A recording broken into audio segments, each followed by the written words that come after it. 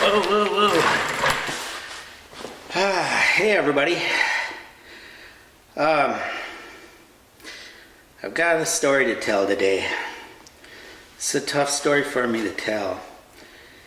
It's a story about when they cut my heart out of me and threw it in the garbage.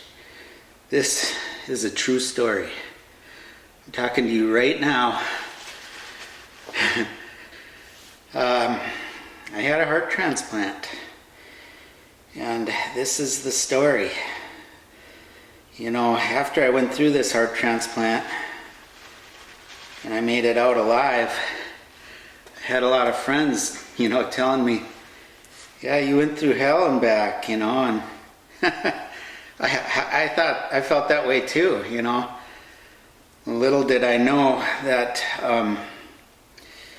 I hadn't even been to hell yet. I hadn't been to hell and back. As a matter of fact, I was still probably on the outskirts of hell at that point, and I was pointed right toward downtown. So that's where I'm at now. If I'm not in downtown hell right now, I know I'm pretty damn close, because I'm also blind. I'm completely blind right now. So if I'm not looking directly into the camera, or I'm not, I'm doing something weird, that's why. And this is the story. It may need a lot of editing. I tend to ramble on sometimes. I'll try to do it chronologically too, from beginning to end. But it's an interesting story. I think it'll be interesting to my family anyway, and maybe a few of my friends. And I just thought I'd better get it documented before I forget a lot of the details, because there's a lot. Okay, a little background first, if there are strangers that want to watch this. I'm from central Minnesota. I was a 60-year-old man when this happened, but anyway, I was a very young and active 60-year-old. I live here in Minnesota. I own my own business. I do auto repair,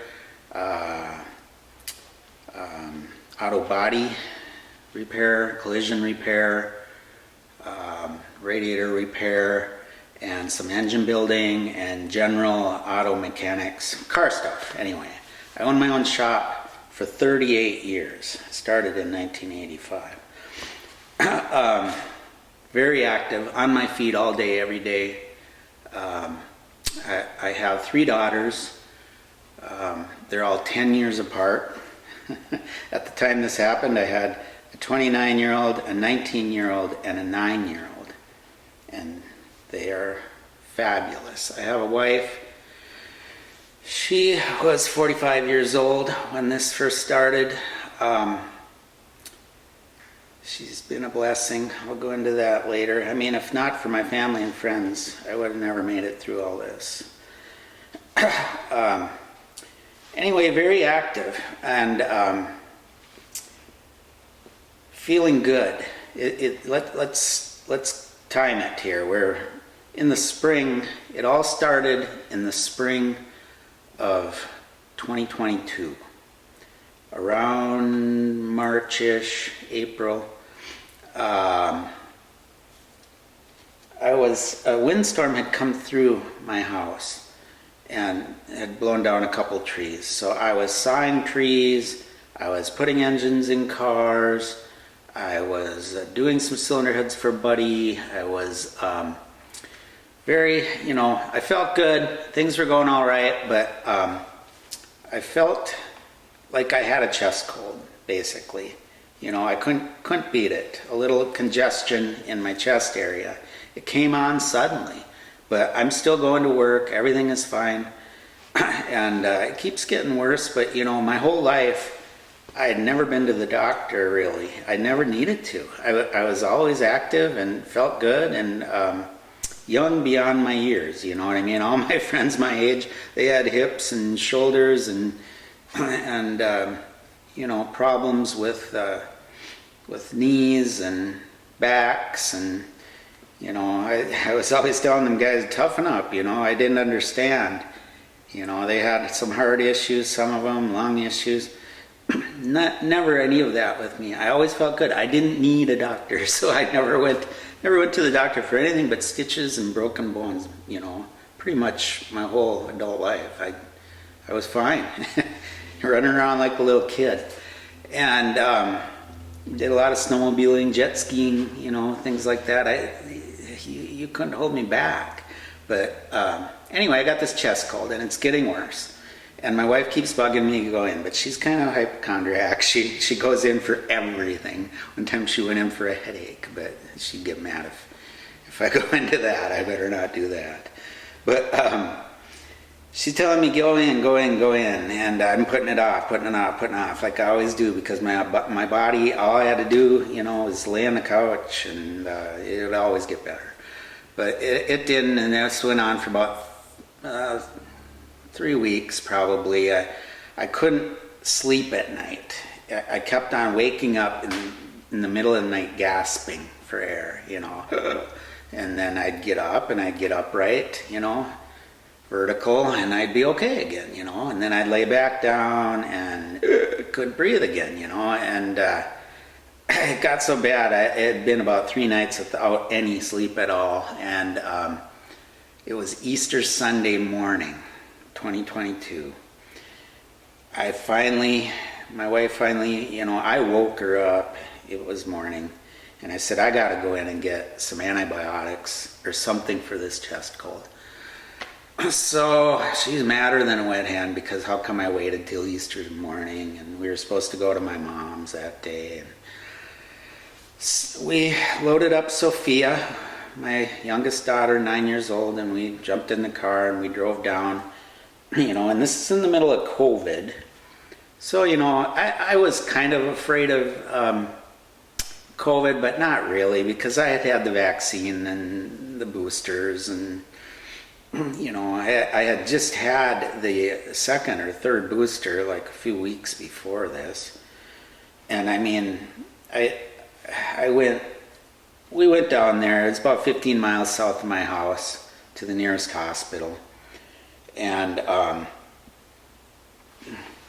walked in to Princeton, Fairview, and Melissa and Sophia couldn't stay because of COVID. They wouldn't let anybody in the waiting room or anything. So they were just going to run some errands, maybe go to Walmart and stuff, pick me up on the way back. And, I got, what I thought was going to be an antibiotics shot. So I go, to the check-in, and they asked me, do I have any signs of COVID? And I said, yes, so they tested me, gave me the old nasal thing right away. And that turned up coming back negative, and that's fine, that's just give me something for this chest cold so I can sleep at night. But they put me in the little room, and they hooked up some monitors to me, the stickies on me and stuff, and did all the usual tests on me. And at first she said something, the nurse, the doctor might be concerned about your heart, because you've got a really fast heart rate, it's 130, 135, and I had no idea what that meant at that time, So he comes in, and then she left for a while, and then she came back in, and she goes, good news, it's not your heart. And I was like, oh, thank God. And then he comes in, though. His name is Dr. Johnson, super cool guy.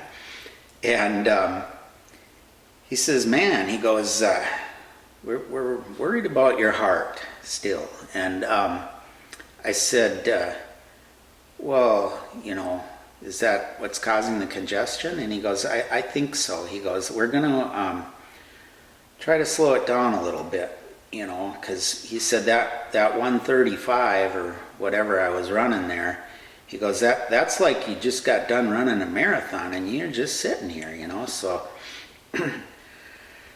they put an IV in me, and they're going to give me this medicine to just kind of, mellow out my heart a little bit, right?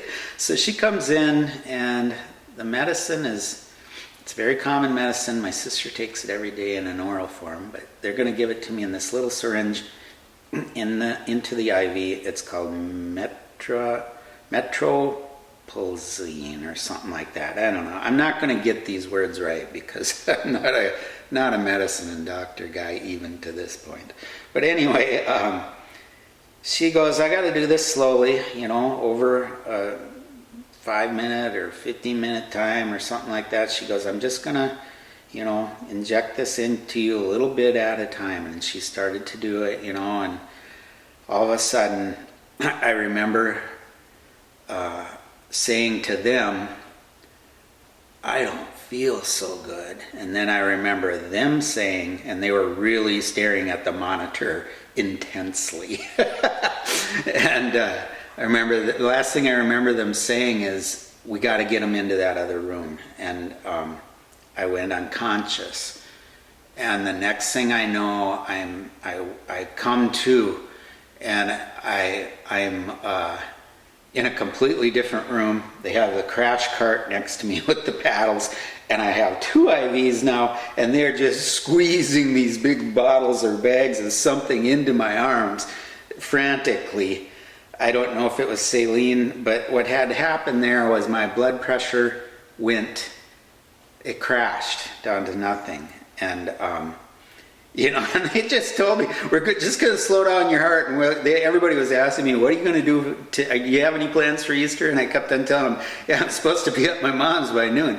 They said, we're just going to slow down your heart a little bit. We'll get you over to your mom's for Thanksgiving or for Easter dinner, And all of a sudden I wake up, and I felt so crappy, and they were squeezing those things into my arms, and he goes, wow, you gave us quite a scare there, your blood pressure dropped to nothing, and wow, we got more wrong here than what we thought. And I, as soon as I could talk, I was like, you guys, I got to have my wife in here if you're going to do things like that to me, Oh, we've already called her and she's on her way. So she had brought Sophia to her mother's house and drove back to Malacca. That's in Malacca.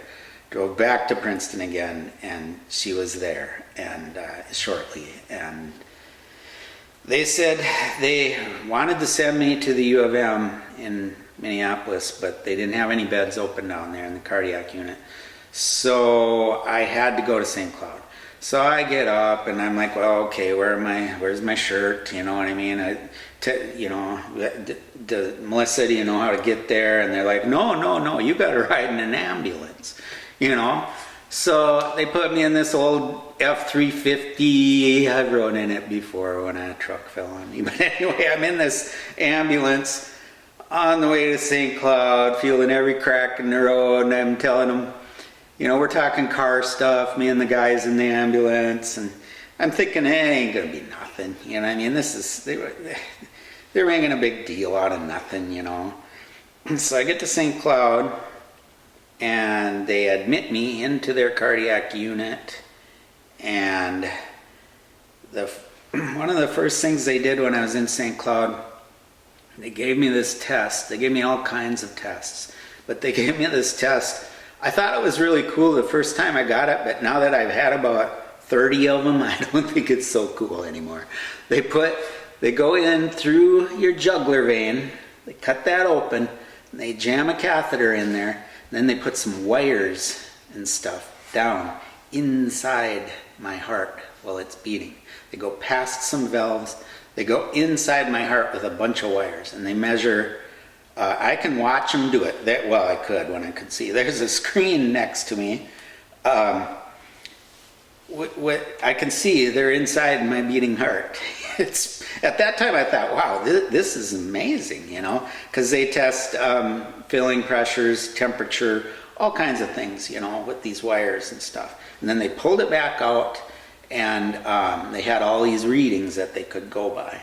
And at that point, they said, there's what's called an ejection fraction, and it's how much your heart squeezes, it's how much it's pumping. And they said, well, you got a 40% ejection fraction, and that's not that bad. You know, we've seen worse than that. That's for sure. And what we're going to do is we'll give you some medicine and send you home, and we'll hope to improve that, because we hate to see it ever go much lower than 40%. And I was like, yeah, cool, you know, I'm sure I'll do it well. But, you know, I told him about what had happened in Princeton with the metropopylene or whatever, and I was in there for about 3 days in St. Cloud the first time.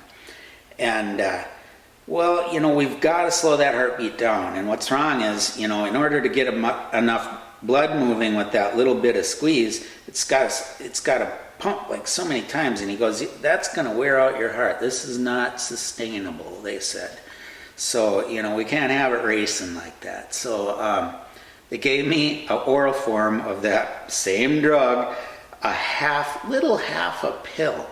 And I swallowed it, and it took just a few minutes, and the same thing happened again. I lost consciousness.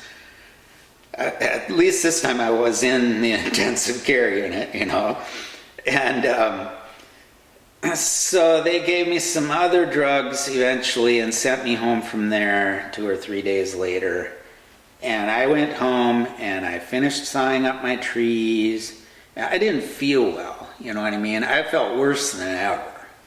And, you know, it just didn't feel right, you know, and I blamed it on their drugs. And I finished a little bit on a car I was working on, some cylinder heads for a friend of mine. But it just wasn't working out, and we were in contact with them, and they said, come back in again, and we'll, you know, take some more readings. So I went back in again, and they gave me that doggone, it's called a Swan, you know, it's named after the guy who invented it, but it's actually, technically, it's a right heart catheterization. They go in through the jugular vein with all that stuff again. And this time, they said they're going to take some biopsies. After they take those readings, they pull that thing out, and then they put in a little pincher, and they take little pieces of meat off from the inside of my heart. It's gross. I've had it done dozens of times now. But anyway, they're concerned. This time, I'm in there for about a week in St. Cloud, and this is Centricare over there. They say that my ejection fraction has dropped to 20%, not looking good. But after a week, they send me home again, and same deal, some really hard drugs, you know, I don't know what it was, you know, I had to take, it was like 20 pills or something like that, like 10 in the morning, 10 in the evening, take my blood pressure. You know, my wife was just a nervous wreck. And in the meantime, I'm still trying to work. I got an insurance job that came in. It was a little front-end collision, piece of cake, you know, and I had already gotten paid for it from the insurance company. And I had the parts here, and I was like, I'm going to get that guy in here. I'm going to get his car out. And it was Howard Weichert, if any of you guys know him. So I actually did a real nice job on that car, but the whole time, you know, it took about a week, I suppose, not even. I had it here for 5 days, I think. I just didn't feel good again, you know, so, and it was worse than ever. I could barely make it. My house is probably about maybe 100 feet from the shop, and I was having trouble making it from the house to the shop. I'd have to take a knee and rest. You know, it was really bad. I couldn't understand what was going on. You know, why wasn't I getting better? Just ridiculous. And I was kind of frustrated. And, well, come on in again, they said. So I went in again, and this time they weren't going to keep me there. They said, they measured me again with the old Swanaroonie. You know, the last time they put it in, they left it in the whole week I was there. A big old apparatus, tubes and junk coming out of my neck. So This time they're really concerned. He said, this is a 10% ejection fraction. Your heart in 3 weeks has gone from 40% down to 10. And probably because I waited 3 weeks to go in, it probably went from 60 to 40 to 20 to 10, in those 6 weeks. If something attacked my heart, something came out of nowhere, you guys, and tried to kill me. And they had the results from those biopsies, those little pinches of meat. He said, usually it's a virus, he said. But we can't turn up any viruses in your, if it was a virus, it's sure been gone for a long time, he said. And then he said something that, I was afraid to ask because I had heard rumors about this, but now, I don't want to start any stupid conspiracy theories because we sure have enough of those these days, don't we? But he brings it up. My cardiac doctors tell me, they go, did you have the COVID vaccine? And I said, yes, all of them. And I thought they'd be proud of me, and they were. They said sometimes that can cause myocarditis, and that's what this is called. What you have is a myocarditis. We would call it a viral myocarditis, but we can't find a virus that caused this. That doesn't mean there wasn't one there at some time, but it happened so fast. They said it just, your heart just deteriorated. Your muscle is just shot, and it happened just in these last few weeks. And I just couldn't believe what was happening. It didn't occur to me. And he goes, yeah, we're going to send you down to the U of M, and I just hate the metro area. I just don't like the Twin Cities. Sorry, guys, if you're from the Twin Cities, but I was born a country boy, born and raised in Malacca, lived here all my life. Town of 3,000 people, 2,000 when I was growing up. Anyway, yeah, they're going to send me down there. And I was like, not by ambulance again, right? Because my wife had been driving me back and forth. St. Cloud's about 30 miles from my house. So, no, we're going to send you down there because this is serious. And if they decide you need a transplant, those are the guys who would decide it. And I was like, transplant? What the heck's he talking transplant for? This has got to be a mistake, It's just so weird, and freaked out. So I got in the car with my wife, and we made arrangements, and they're expecting me down there. It's kind of right in the Minneapolis, right off of I-94 down there, in the heart of Minneapolis, and we're on our way there, and I am just not feeling good. I'm sweating, and I feel very lightheaded, and they just bombed me with all this horrible information, like I'm dying. So I got anxiety up the yin yang, and we're stuck in a traffic jam. I-94, just crawling, stopping. Anybody who lives down there, you know how it is. Just ridiculous. I thought I was going to die right there on I-94 before I even got to the hospital, right? So we finally make it there, and I get into the emergency room, and we sit in the emergency room for another hour, and finally we get admitted. And same deal. I'm up on a 6th floor C6, they called it, 6th floor cardiac unit. They got me in there. Well, no, the first night, this is funny too. The first night, they don't have a bed for me in the cardiac floor. So they put me in, I think it was 7th floor. I'm in there with another dude. That during this whole duration, I spent over 3 months in the hospital. And this was the only night that I spent in a room with another person, a double bedroom. And I think his name was Jamie, pretty cool guy. We had the curtain drawn for privacy, but finally I asked him, what are you in for, man? Armed robbery? And he goes, no. He goes, I got I got a spot on my lung. It's cancer. And I mean, super nice guy. And his wife was there, and there's no privacy in a double room, and I could hear him. And all night I was thinking, man, I'm glad I'm not that guy. I'm so glad I'm not that guy. But little did I know, I don't know who was worse off, He made light of it, like it wasn't going to be a big deal. But I finally got to see him the next morning when he used the bathroom, and he didn't look so good. He was skinny. And I prayed for the cancer people in there.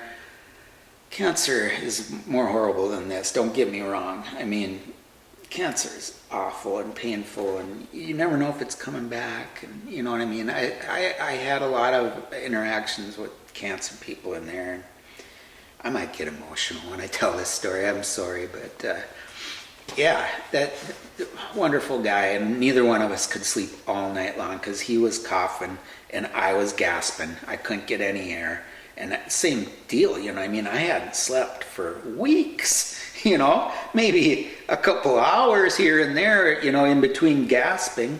It was pretty uncomfortable, and the very next morning they moved me down to the cardiac floor, C6, and checked me into this room. It was horrible. It had no view. It had a view of a roof next to me and some pillars and junk, and they came in, and I met my doctor. His name was Dr. Alexei, and he's from Eastern Europe, so he had a little accent and stuff, Very cool guy, likes to fist bump and all that stuff, And he goes, we're going to do some more testing on you, but our plan right now is to work you up for a heart transplant. And I mean, my jaw about hit the floor, and, he goes, you may not need one. He goes, we'll see how you recover with your time here. He said, but we better start working you up just in case. And I was like, fine.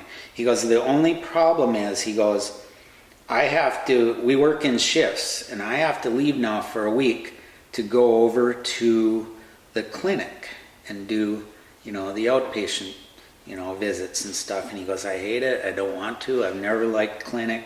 He said, but that's how we do it. He goes, so I'm going to be gone. He goes, but I'm going to leave you in some good hands, Some of the other doctors will take over for me while I'm gone, and I will see you in 7 days, he said. So he's gone, right? And the next day I get this guy. His name is Dr. Fitzger. Dr. Fitzger, I hope you don't watch this, because I had Dr. Fitzger for a week, and during that time was my 61st birthday. And Dr. Fitzger comes in on my birthday, and he tells me, you're going to be in here for months, he said. And I said, well, we aren't doing a transplant for sure, are we? And he goes, oh, I'd say I'm 99% sure. Your heart. He goes, I thought we could maybe recover this heart, my heart at that time. I go,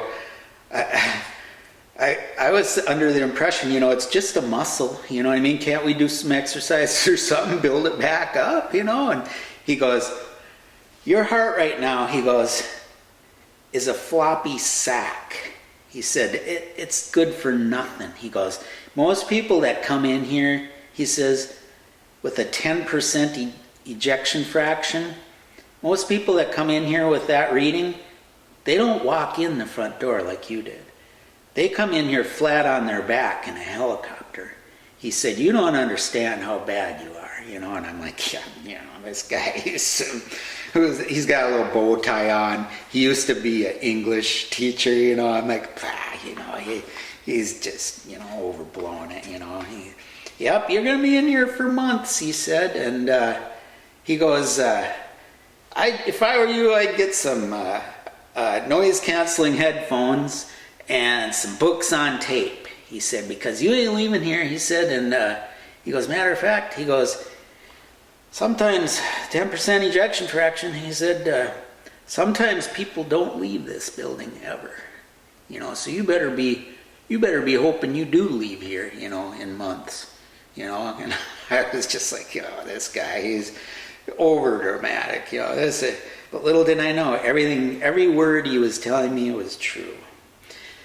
And then he went on to tell me about all these books that he likes. Oh, so-and-so's a really good author, and you should try what's his name, and I'm getting more and more frustrated. I'm like, just tell me what the heck's wrong with my heart, and get me doctored up and out of this heck hole, So, yeah, that was my next 7 days were with him, and that was my birthday that day. It was just the worst birthday I've ever had.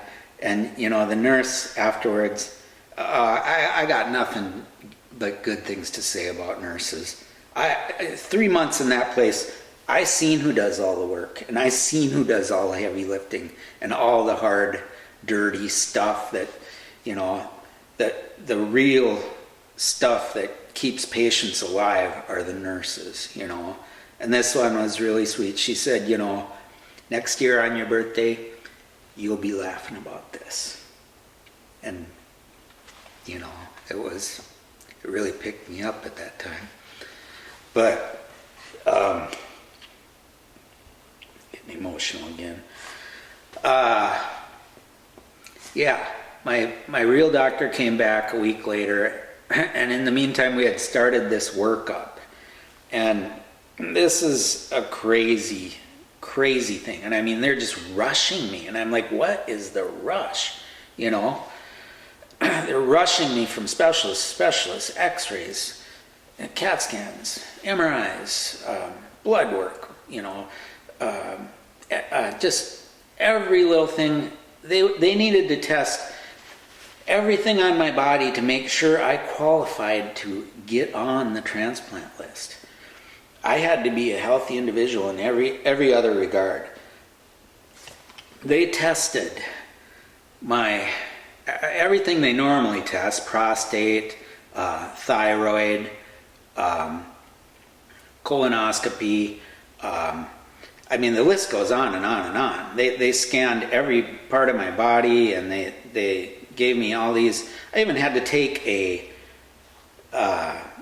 was about an hour and a half long mental evaluation. Can you believe I passed that, you guys? I passed. Actually, he said, yeah, it was exceptional, but I'm not going to pull a Trump on you and tell you how great I did on that. But it was a long, really, it was fun. It was like I like to play Jeopardy, and you know what I mean? It was kind of like a contest for me. It was really fun. The mental test, a dentist came in, examined my teeth. They don't want to put a heart in anybody with rotten teeth. They don't want to put a heart in anybody. I've never smoked in my life. You know what I mean? I was, later on, Dr. Alexi told me I was a perfect candidate for a heart. Because, for one thing, like a little over a month earlier, I was a perfectly healthy guy. That didn't, I hadn't drank much in a long time. For 25 years, I mean, I drank a lot when I was young, but otherwise I had no sins, and I was very active and healthy. Perfect candidate for a heart. Right age, they don't want to, anyway, and I still didn't think I needed a heart, but they're rushing me through all these procedures. I mean, here's how bad it was. And it was miserable. I mean, they're torturing me with all this crap. Colonoscopy, they got those big jugs of that clear liquid that tasted horrible, and I was icing it, on ice it tasted better. And I had to drink the whole dang thing. I don't know, a lot of you guys out there probably had a colonoscopy. But the nurse on duty that night I was not happy with, because he said that what's coming out of me had to be perfectly clear before they would send me down to the lab, and and I'm trying, and he kept on saying, drink more. Well, probably about 12 hours later, I had 3 of those jugs stacked up on my little desk deal there, and I mean, it was just whooshing out. It's so gross. Some of these stories are going to get a little gross. I'll try to keep them, better. But here's how I want to emphasize how fast they were trying to move. I'm in there, just can't get off from the pot, and they come in and they go, "You're scheduled for another one of those biopsies, a heart biopsy, in 20 minutes or something like that." I'm like, "That's not gonna work. I can't leave. I can't get off this pot." "Oh yes, you can." So they strap this big adult diaper on me, and then they zoom me down there. First time they cruise me around in a bed. There's a little scrawny nurse, older woman, and I'm like, how is she pushing this big bed? Because the beds in there were fabulous, man. Like, how in the heck is she doing that? This thing must weigh a ton, but it's got its own motor. I don't know, some of you guys probably been in the hospital before, but it's got it's like a Segway. When you push on it, it goes, you know what I mean? So you push any direction and it helps you, It's got power assist. So we're zooming around and going up and down elevators, and so I'm down there in the cath lab, they call it. I liked the cath lab at first, but it got really old after about 90 of those stupid heart cath things. But the cath lab, they play music for you. They ask you what you want to hear, And so we got some rock and roll blasting, and I can't remember what we were listening to that day, but I just got crud, just liquid at that point, just shooting out of me on this operating table in this laboratory while they're going in and taking chunks of meat from the inside of my heart. And I didn't understand, why are we moving so fast? But it was all because the condition I was in. You know what I mean? They were scared. I knew they were scared because at night, a lot of times, it happened at all hours of the day, but my heart would go into a rhythm called a VTach, and it's an unusual heart rhythm, and I couldn't feel it. They called it, there's a name for it, when the patient doesn't know they're in it. And thank God I had that, because some people, it can be very painful, and it can make you go unconscious, and then they need the paddles, to wait. They never use the paddles on a conscious person, because that's just not, it'd mess you up. So anyway, during the night, one night, they'd come crashing in, because I'm in the intensive care unit, and they had these big sliding glass doors, like patio doors, to get all their equipment through.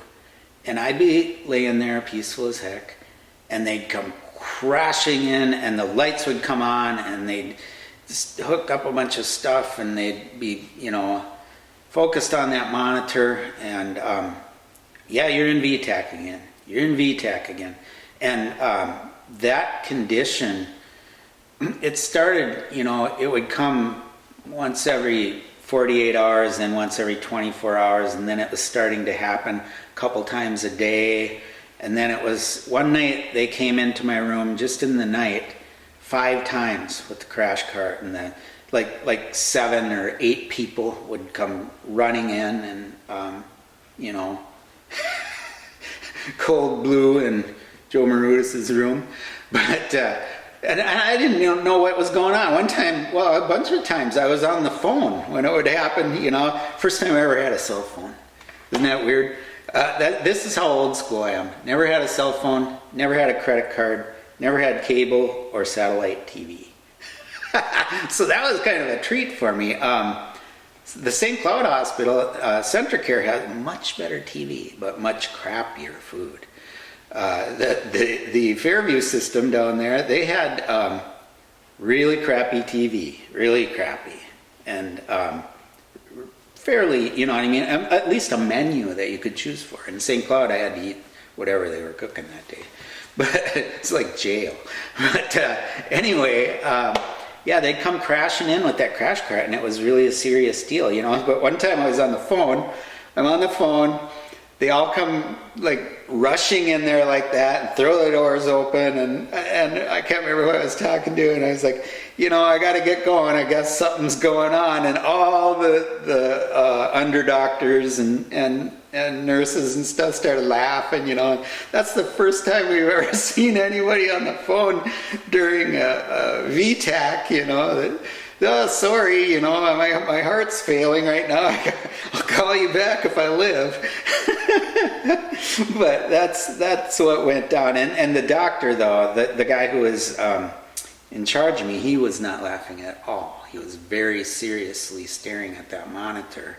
And these episodes would last, you know, at first they just last less than a minute. But toward the end, they were happening more frequently and lasting longer, like up to 5, 6, 7 minutes. And that's what they were afraid of, is one of those times I was going to go under and they wouldn't be able to start her back up again.